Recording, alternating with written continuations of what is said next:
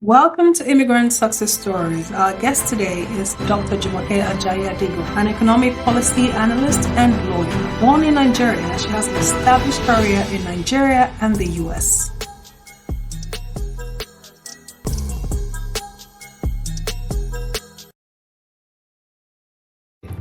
Hi, Jimmy. Welcome to to the Immigrant show. It's Success really, Stories. really, Our guest today really is nice to have Dr. you. Jumoke Thank you Ajayi for saying Adegor, an yes. economic policy analyst I'm happy and to a be here. lawyer. The first Born in question I Nigeria, always she like has to an ask established career in is, so can you give Nigeria us and the insight US. into your background? Maybe a particular memory, a particular figure, a particular instance that made you who you are now. Let me take it from how I found myself in law, right? In legal practice. Let me start from there. Okay, so I tell people that there was nothing altruistic about my choice of being, a lawyer or ever studying law, right? So when we're kids, as many people might know, as you know, my mom was, God bless her soul, God rest her soul. She was in the medical field. So I loved the idea, the concept of, saving lives, and the way she carried, she was a nurse. She, got to the peak of her career. Yeah. And so whenever I was asked, okay, what do you want to be? I'll say, I want to be a doctor. I want to be a doctor, right? And my father was then, he was a civil servant, but he was in the ministry, he rose to the highest peak in his career, was a director, but nothing endeared me to the administrative field. I just loved the concept of being a doctor, and I wanted to be a doctor. So I decided I was going to go to science class, and all that. And of course, when we're in secondary school, I went to Federal Government College, Ikero. And when it was time to choose, after GS1 to GS3, and, I was a star student, I was loved, I was a leader, I was a star ed girl, and all. But you remember that when you were back then, I don't know what it was, but somehow, some way, science students were perceived as the brilliant ones. And that is true. And you find yourself in hard class, you're perceived to be, the unserious ones. That is true. But I wanted to be a doctor, and so I decided to go for science. And I remember I started to struggle with physics, chemistry, and maths. And it was bad, I was doing so well with all my other subjects.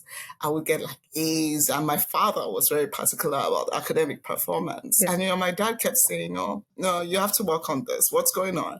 And I'll say, Dad, yeah, I'll try. And he would say, okay, do you need money for tutorials? And I would say, yes. And I would do tutorials, and he would improve small. And then he would fall.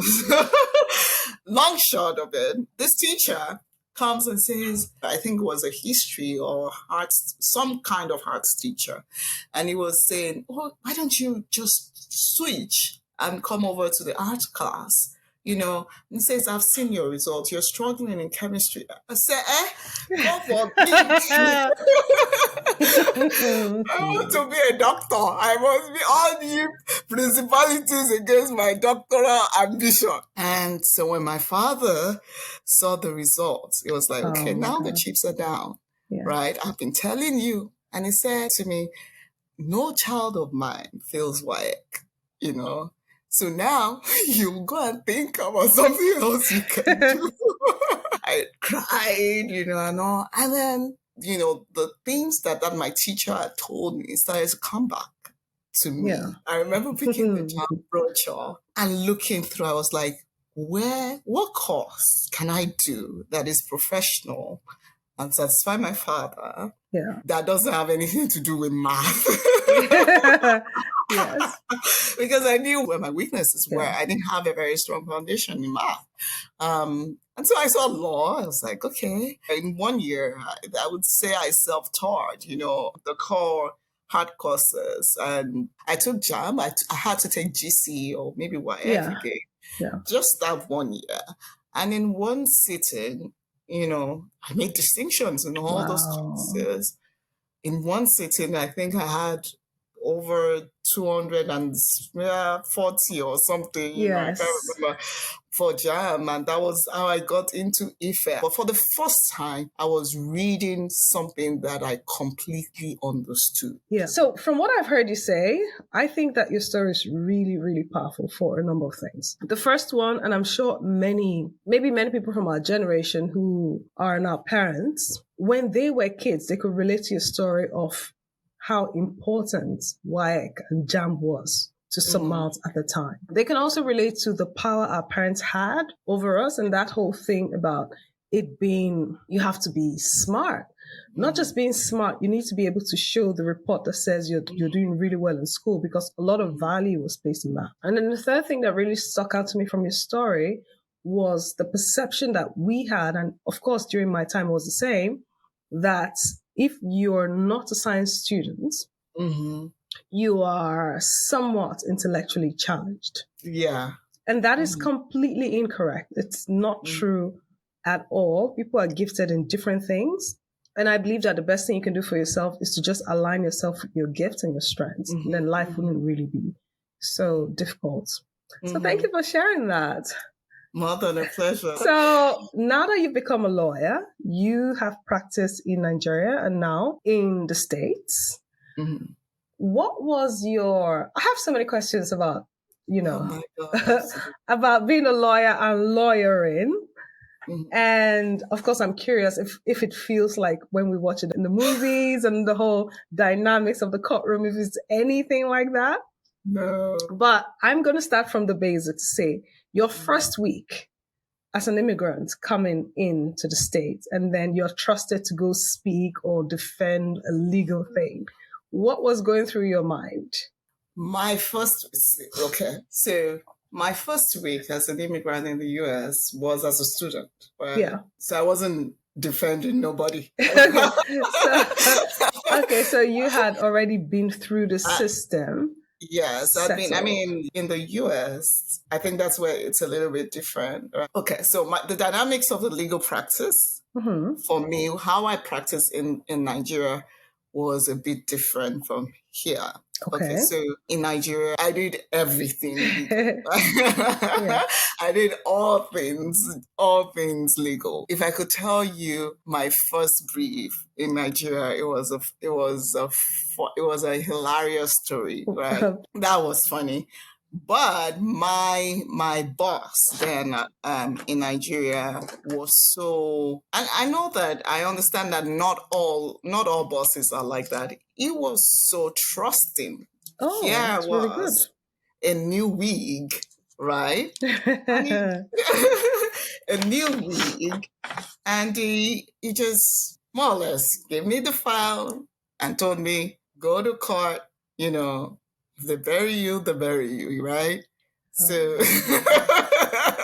so it was so trusting. I mean, till today we talk, and I wondered how much. I mean, it put so much trust in me and trusted me a lot, even when I was just green, right? Yeah. In the US, my career, and it wasn't planned, right? Yeah. I just took things in strides. I started with policy. I started working with the state. And I remember the very first case that I had to do was, I was working as a legal specialist. And it was a room of Caucasians. So on this table was people that had maybe spent 20, 25 years, in legal practice. And then this grant came in. It was a federal grant, and the questions was more inclined towards evaluation, and they were talking about logic models and, and all that. And nobody on that table was like, what is it? What's a logic model? And fortunately, I happen to know something about that, right? So I had to step in and say, oh, this is how you do this. This is how you do this. This is the way we're going to go about it. And they looked at me and they were like, okay, well, since she's the only one that knows something about what we're talking about, this is yours. It is yours, take it on. And so that was so I would say that was the difference for me. My very first case in Nigeria, where my boss just went headlong, look, you can do this, go. And then my very first case as an immigrant where I had to earn it. Yeah. And that was because, fortunately, I knew something someone didn't know on the table. Yeah. Right? So the dynamics were a little bit different, Yeah. I would say. But here we are. I think the world only respects, there's something the Bible says, wisdom is justified by our children, right? Meaning that you can't argue with wisdom. You can't argue with results, irrespective of what you look like. Yeah. Right? So if you're a wise person on the table, if you're good at what you do, if you know something, nobody can argue with that. Yeah. Nobody can question your results. So what I picked up from what you just said is that in Nigeria, the responsibilities were handed to you. It was kind of like pushing you into the deep end head first, trusting that you knew enough how to swim, and that you came out of that whole experience being somewhat of a generalist who could do many things well. However, in the States, you had to proactively stand up for yourself and show that you knew what you were talking about and that you could earn value. Then it was, the responsibility was given to you. And in order to sustain it, you have to continually make sure that you are that person who is always prepared, always equipped, always knowledgeable about anything you're working on. That is really fantastic. In my field, especially in law and practice, you have to have a little bit of faith. Faith in yourself, faith in God first, faith in yourself, and faith in people. You have to have a little bit of faith, that, believing the best of people, believing the best of the system. Yeah. I also think that it's really important, and you're the second person who has said that to me today, to look for the best in other people. I think that oftentimes when you come from a different background and you are working in a different environment, you see certain things and feel certain things. There are certain challenges that are unique to you. But now I'm hearing, and you're the second person who is saying it, that there's another way to be where you just expect the best from people. Just expect their best intentions, and people might very well surprise you in very beautiful, pleasant ways. I've been helped tremendously in the most unexpected places, right? And I think a little bit of that is the audacity of the average African person. An average African man or woman is very audacious. Yes. I don't know why. I don't know. Maybe it has something to do with a little bit of our history. An average African that I have met goes into places without even, Yes, like it's a place. Of course I'm going in there. Why should I go in there? I don't know. We're very audacious people. Going back to how we're raised, right? I greet my mother or my father or my grandmother. Yeah. There's the Yoruba hail phrases. Omo wa, omo ekun, omo this, omo that. So I am not too far from my roots. I know that I come from a family of kings and I carry myself that way, right? Yeah. And so, and I know that a lot of Africans have that cultural heritage as well. There is one way or the other, one uncle, one. Somehow you're linked to royalty. Yes. So I'm curious about something you'd said, and you talked about the innate confidence that many Africans have. And it is true because I have witnessed it. I've seen it in many people. I really love it and I admire it when I see it in others. So do you think that this can come off to the rest of the world as intimidating or pride? And do you think that this, from the perception of other people looking at us, that it can be perceived as a negative trait? And how do you now then deal with it? Because you're not trying to be negative. You just feel good about life. You feel good about yourself. And it's in the way you carry yourself. It's in the way you talk. It's in the way you speak. It's in the kinds of places you allow yourself to have access to. But other people who are not used to people being that audacious or bold, could it come across as... Could it come across as a negative thing that maybe we need to know about ourselves? What do you think? How do you approach this? I think in any place where you are, you need to be self-aware. Yeah. Right. And you need to also be aware of the dynamics in that community. Yeah. But I will never apologize for being audacious. Yeah. Right. It's a trait that you're happy to have. Yeah. If I am less audacious, I would not be true to myself. Yeah. Because that's not who I am. Yeah. Right? Yeah. That is not who my father is. Yeah. That is not who my father's fathers were. You shouldn't be apologizing for who you are. At the same time, understand the dynamics that are at work in the community where you are and temper it down. Yeah. Right? So, and that's what emotional intelligence is all about, right? So you have to be emotionally aware, right? Okay. Sometimes when you realize that you've, made an error, step back, apologize, and make amends, right? And that's amazing. Yeah. Mm-hmm. That's amazing. So you have been abroad for many years now. Before you started working in policy and in legal, you were also a student. So you have like varied perspectives on it. Mm-hmm. Looking back, all the time you spent, all the knowledge you've gained, all the people you've met, all the things you've tried. If you were to recommend 5 things or tools that people need to know to be ready for corporate work in America as an immigrant, what would you say? Okay. So I think the first thing, like we were saying earlier, is self-awareness. Yeah.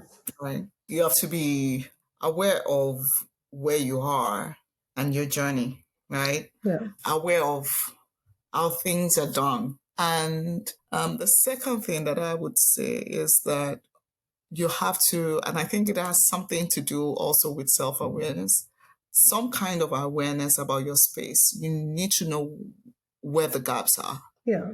Where are the gaps in your line of work? Because if you don't understand where the gaps are, it will be very difficult for you to understand what skills you need to have to bring to the table. And I think 3 is learn to, like I said earlier, I'm someone that's been helped tremendously. So learn to leverage on other people's strengths. Learn to find your kind and work together with them. Another thing that I would say is learn to seek out opportunities. Yeah. Don't think that opportunities will happen to you. Mm-hmm. Sometimes you have to seek them out. And sometimes it might start like volunteerism, right? My permanent role right now that I do right now started as volunteerism. I know a lot of people that got their permanent jobs in this country by being volunteers. Wow. It's not just me. I started as an intern that just wanted to learn data analysis skills. Like I told you, I don't have a background in data analysis. My background is in law and legal and advocacy. These people had come to my department to teach data in certain areas. And I said, after that, I said to them, can I volunteer with you? I really want to learn about this and I don't have the skills. And they were like, oh, we have a program that we do some kind of internship, and I was like, fantastic. So, I started to volunteer with them and I was having fun because, I would have probably had to pay a lot of money to learn those skills. Yeah. But I was having fun. They were throwing work at me. I was having fun with it, right? They were getting there well, but I was also giving them something because, and then 3-4 years down the line, a position opened up there. Wow. I was not ready. I was like, this is my 6-7 year plan. I didn't think I was ready, but my boss at that time was, she practically dragged me into that position. Wow. She said, oh, you've been doing this for us for the past few years. You can do this. We believe in you. She took, the lead on it. I know a lot of people that have gotten their permanent jobs by just, volunteering. And the last thing that I would say is never stop dreaming. I know that it might sound like a cliche, but it's the truth. And so I remember God saying to me many years ago, you must never stop dreaming. The moment you stop dreaming, you become irrelevant. So I think those are the 5 things I can. Those are really good. Are they I 5? actually took notes when you were saying them. The first was self-awareness. The second, Yeah. I wrote it down as situational awareness. Mm-hmm. The third was leverage others' strength. The fourth was learn to seek out opportunities. And then the fifth was never stop dreaming. I think that's See, you have the beautiful. words. I think that is so well words. put. So well said. And I'm curious about your work because I read some of your articles, some of your opinion pieces. A lot of your work touches upon transparency and influencing policy on a local government sphere. Mm-hmm. Why is this important for you as an immigrant and as a Nigerian? So this started as an opportunity that came. But I have noticed a pattern about the way this tide is moving, right? That this is something that I always had a passion for when I was little. Yeah. So when I was in school, it was an uncle at that time, but a professional, a senior professional colleague had reached out to me and had asked me to start a good governance club in school. And then he sent me the packet about corruption and how to eradicate corruption, how to work on transparency. Mind you, I was just about 17 or 18. Oh, really? That young? Yeah. And so I got together with my friends and we started a good governance club and we would write papers. It's so funny, Isio, that 20 years later, I am doing the same thing, right? Wow. So we will write papers, we will submit it to Legal Research Resource Development at that time, and we will just talk over granite and cookies and juice, about how we're going to change the world. Like Pinky I love and that. the Brain. Granite and yeah, that is great. And okay, so that was how that started. And then I graduated, of course, and then I became a lawyer, and of course. But there's been different seasons that stopped. And then another season, it was something else. It was about working with girls that were victims of violent-related crimes. I used to work on that. That was a passion. That was a passion then. And that season passed and something else. But it seems as if I've come full circle now. Yeah. And then I found myself in this area where they had asked me, I told you I went to volunteer. And then they had asked me, okay, to start another data in this area. And then I plunged myself into the data. And then I saw, how local government, there was an assessment then, there was this data that had come out and ranking in the state where I was. It was a publication that had come and giving us like an F grade in local government transparency, right? Because for you to be transparent, there's certain things, information that the public should have access to. So like things like your budgets, your audits, there's a crunch the numbers and you crunch the numbers and you're like, what?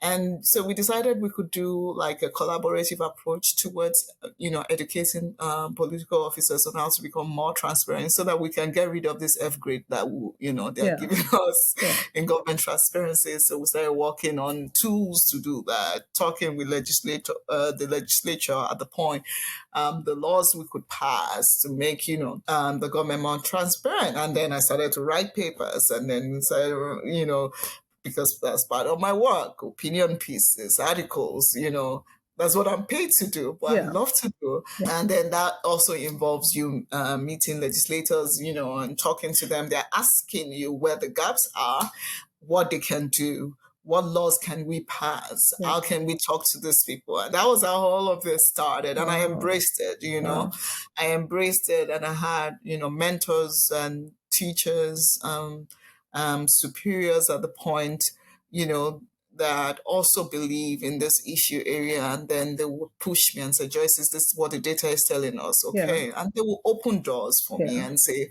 okay, go talk to this senator or go talk to this person, So that was how all of this became. I wish I could take all the credit for it. But the tide pushed you and you showed up.